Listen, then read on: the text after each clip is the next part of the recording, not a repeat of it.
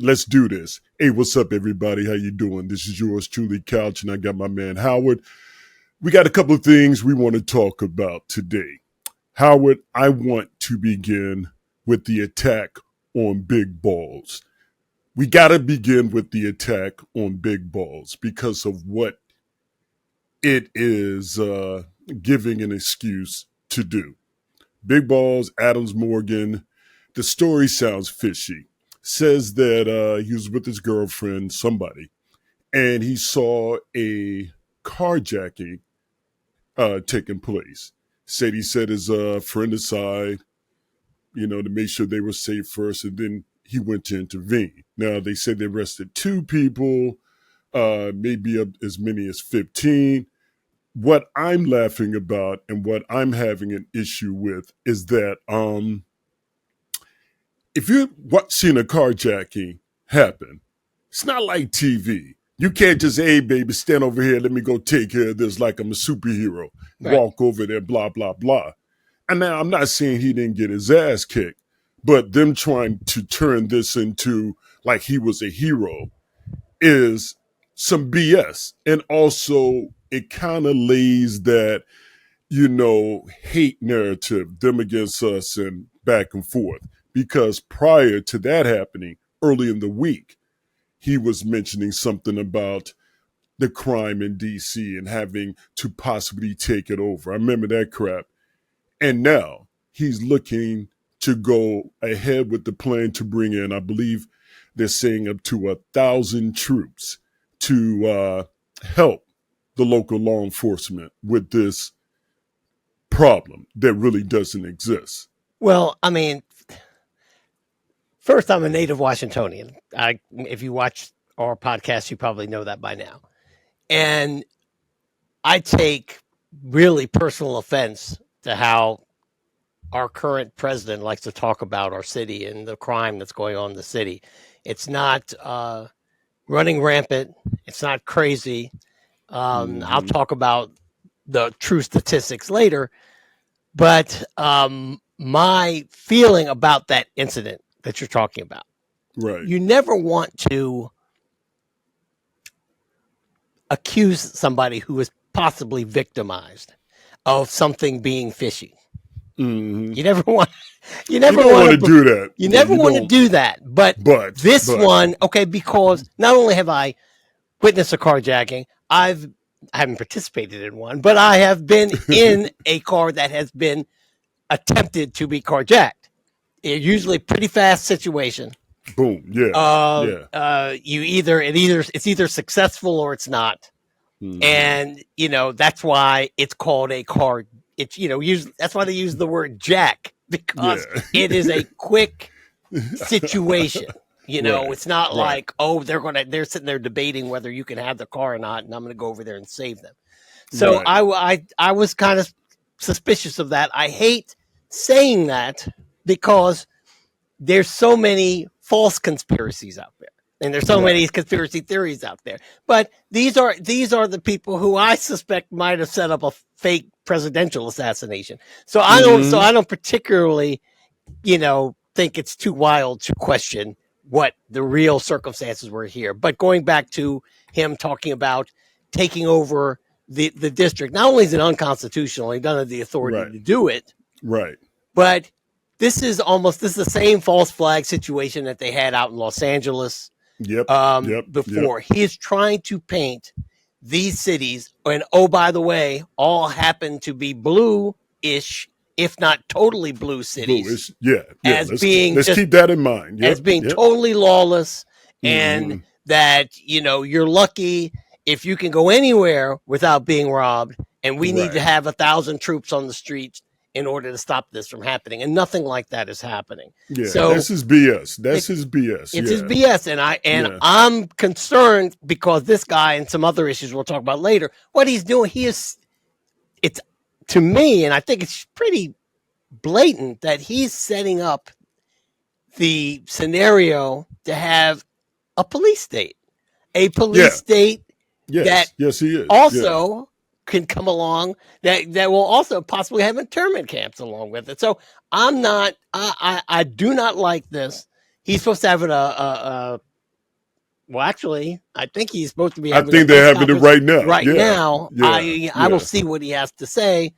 But he's talked about getting rid of the homeless and all of this type of thing. He said they have to leave immediately. Right, they have to leave immediately. That was it. I'm like, yo, seriously? No, yo.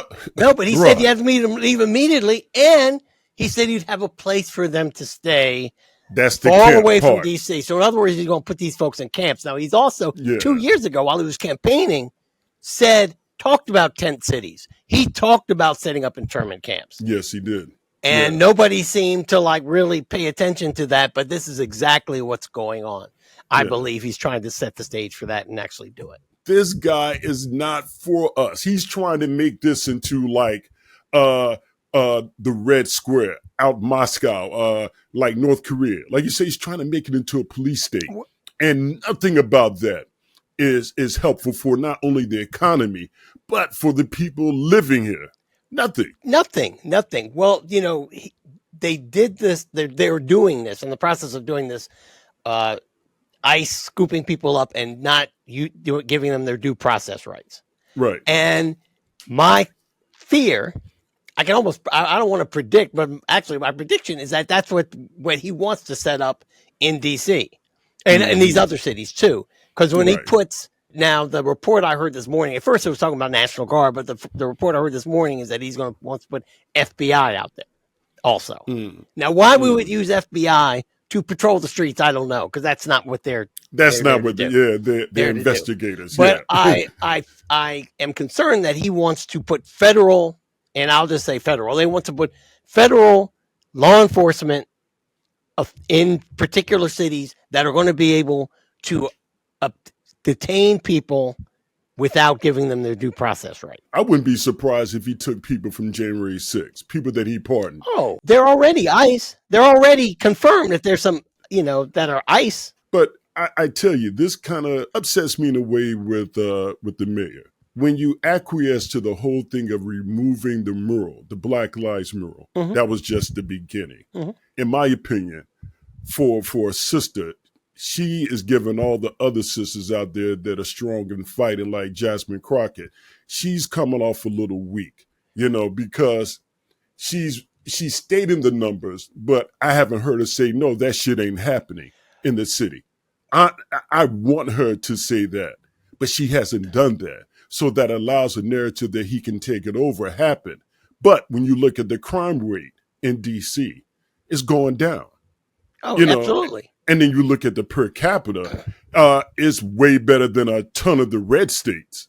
Like they always want to talk about Chicago, but we all know Little Rock, Arkansas has the highest crime per capita in the country. So for me, I'm upset in a lot of ways, but I'm also very, very, I'm nervous. I don't want anything to happen to those. I mean, it's a shame, and I don't want anything to happen to those retailers and shop owners and restaurateurs and all of that. They will probably be hurt if what we are predicting happens. Yeah. I'm not caping for the mayor because I have my issues with her sometimes. But I think what Trump has learned to do this time around is leverage the power of the federal government to gum up the works for things that organizations need or really want in order to do these other things or get small pushback. So here's what I'm talking about. It's like the Paramount merger. They tried to do stuff to appease him in order to get this merger through. Now, unfortunately, what would be a big boon for the city? What was the thing that would really give the mayor a win would be ultimately the stadium being built and all these things in the business and the other stuff that come with it. And I really think that she was trying to do her best.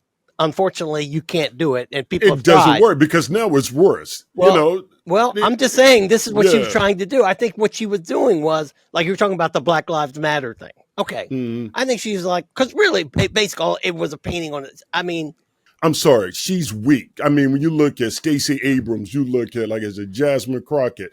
You look at Do you want to die on that as a mayor? Would you die on that? I'm the same. If I was the mayor, I'm not dying on the Black Lives Matter on the street cross. It's not just because of the Black Lives Matter. It shows that you're giving him an inch. You can't give guys like that an inch on anything because all they're doing is testing the fence, seeing what they can get away with. I get it. And no, yes, I would have stayed firm on that, and I would have said exactly what I'm saying right now.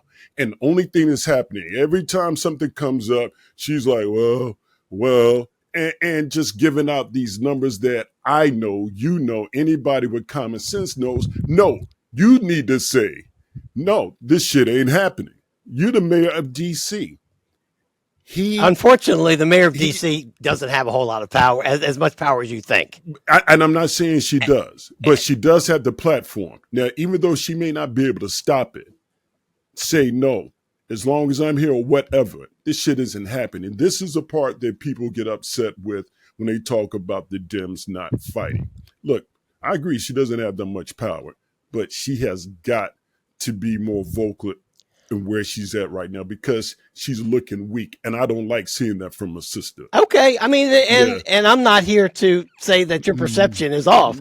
I think if she had pushed, now is the time. I know you might say it's too late, and in hindsight, no, do it now. I mean, I think there'll be some push. Yeah. We'll see what he said today, and then we'll see what she does. I truly believe that she was hoping, as many people, because Trump, if she had pushed back like really hard at any of those times, with like no, hell no, this is not happening in my city, DC. Being under so much federal, we have home rule, but they control the money in DC. They could have just screwed them from jump. And I think she's like, I'm trying to work with you. I'll take the Black Lives Matter thing. I'm trying to work with you. Now, what she's learning is you can't work with them. I understand it, but I'm not going to right now. I'm not as angry as you are, but you are. I'm definitely angry at Trump. I'm not as angry as the mayor because I think she was trying her best to work with this clown. And I guess she's finding that she can't. But I just think that I see it as a ticking time bomb. Well, sure. Like I said, my son, a lot of teenagers, head down. There's a couple of spots in D.C. I'm not going to give them any free advertisement, but people know those spots around Penn Quarter where you got kids 18 and older can go and hang out. Right. My son, his friends, and other people, these kids out 3 o'clock in the morning. Right. Now imagine military occupation with black kids, Hispanic kids, Asian kids, all having fun in that area. Those kids down there trying to hang out and have fun, all I see is a ticking time bomb. Sure. Waiting to happen. Sure, but they've tried now. That mayor has tried to work with. I mean, they put the curfew on down there at Navy Yard. I'm just hoping that these young people can perceive what's going on as well and understand. I mean, that because some of them, I'll say this as an old head DC, that a lot of them go down there and act like knuckleheads. They do. Yeah, I'm not saying they should be busted, arrested, detained, none of that. But I think that they're going to, if this goes down, I hope they don't go there and try them too much. Not necessarily be there. They should go, but I just don't want them to give them any excuses for them to be subject to that kind of stuff. But and that's what scares me. And look, you said you're going to give some of the crime numbers. In terms, some of the statistics. I think we just give them a couple of those before we take a break and come back. Yeah. Well, this year, violent crime in D.C. is down 26% compared to last year. The homicides are down 12%. Overall crime, and that's everything. That's misdemeanor. That's everything. Is down 7%. So it is down by all measures. By all measures, it is down. But and that's from last year. In relative terms, it is down. I mean, my goodness, this doesn't even compare to DC in the 90s. It doesn't even compare. You're right. And so, I'm not here to say, yay, keep some crime, but It's not what he's saying. And the fact Right. that the fact that he will say these things, oh God, Trump just messed up. Trump puts you in positions to defend people you don't want to defend. But Uh-oh. but but he makes it sound as though the DC police department is totally incompetent. And that's not true. Right. You know, Right. they're not Right. perfect, but they're not incompetent. But he makes these statements as if municipalities cannot take care of themselves. Like the city of Los Angeles is out of control. It would have been burned down if I didn't send the National Guard in there. DC is totally out of, all that. And these people, unfortunately, we live in a huge country, and people out in Wichita, they don't know any different. They take him at his word. Exactly. And you're not going to have the media saying he's wrong. So what else are they supposed to think? Right. But anyway, we're going to take a quick break. We're going to come back. Everybody, please make sure you share and like the videos, but we'll be back in a few. It's time for the FAFO moment of the week. My man with the Trump burger spot. Yeah. What's up with him, Howard? Well, what's up with this guy? I wanted to talk about this. Last week we were both a little under the weather, so we didn't talk about it. There are some videos out there about this. Tim Miller from the Bulwark also brought this up. But I'm gonna let me tell you a little bit of the story. I'm gonna read something. So I want to get the facts correct. This is from the Guardian. I tried to pick a source, even though the most, the conservative maggots will say, the Guardian is a liberal rag, but it's not. It's a British newspaper. I think it is pretty good. But anyway, this is what the Guardian said. The owner of the Donald Trump themed hamburger restaurant chain in Texas is facing deportation after immigration authorities. After immigration authorities under the command of the president detained him. This guy named Ronald Bieni, he's 28, guy from Lebanon. He came in 2019.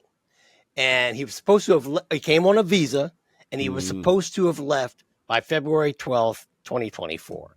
But he started this chain of hamburger restaurants called Trump Burger, citing the Department of Homeland Security. This other paper, the Texas Fayette County Register, reported that Bieni applied for legal status after purportedly wedding a woman, but the agency maintained that there's no proof that he ever lived with her during their alleged marriage. I said its officers arrested him on May 16th, 5 years after he launched his first of multiple Trump Burger locations, and they placed him in immigration proceedings, and he's been detained. He's in custody. Under the current administration, ICE is committed to restore integrity to our nation's immigration system by holding individuals accountable who illegally enter the country or overstay the terms of their admission. This is true. This is a statement from ICE. This is true regardless of what restaurant you own or your political beliefs might have been. Okay. So, this is what I wanted to say about that. First, that statement is an example of the Trump administration trying to stand by its zero tolerance policy, saying, and this is how Fox News loves to report this story, that they'll deport anybody, even if they love Donald Trump and they're a supporter, if they are here illegally, period. End of story. Okay, that sounds really great, but I have yet to see one still photograph, one video, hear one report of anybody of European descent or who even looks Caucasian being led away by a masked ICE officer. I have looked. Thank you. I have scanned. There's none of that. Okay, so the zero tolerance policy is bullshit. I'm just tired of hearing that. Me too. Me too. Okay? Now, I'm trying to be short here.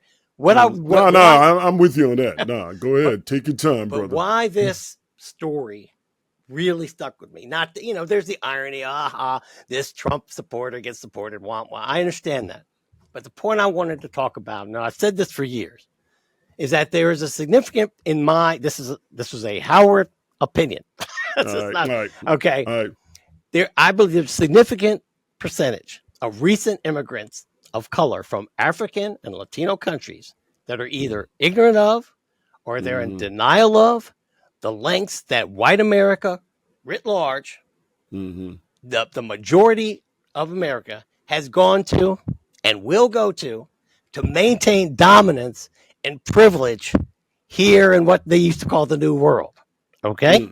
We know that they've murdered people fighting for voting rights. They've Medgar Evers, Cheney, Goodman, and Schwimmer, them, all those the guys from the Mississippi Burning movie. Yeah. They've assassinated community leaders and spiritual and civil rights leaders: Markham, Malcolm, Harvey Milk, Allen Berg. Doesn't matter if you're trying for civil rights. Assassination. Murdered blacks with little provocation and no accountability, like Emmett Till, Trayvon Martin, Breonna Taylor, Eric Garner, Sonia Massey. You can go on and on. We've had Jim Crow laws. We've had sundown towns. We've had all of these things. Right. But the historical record is that when the majority in this country feels threatened, they will flip the script, which is happening right now. That's what they do. Yeah, we've lived this. Our families have lived this in this country.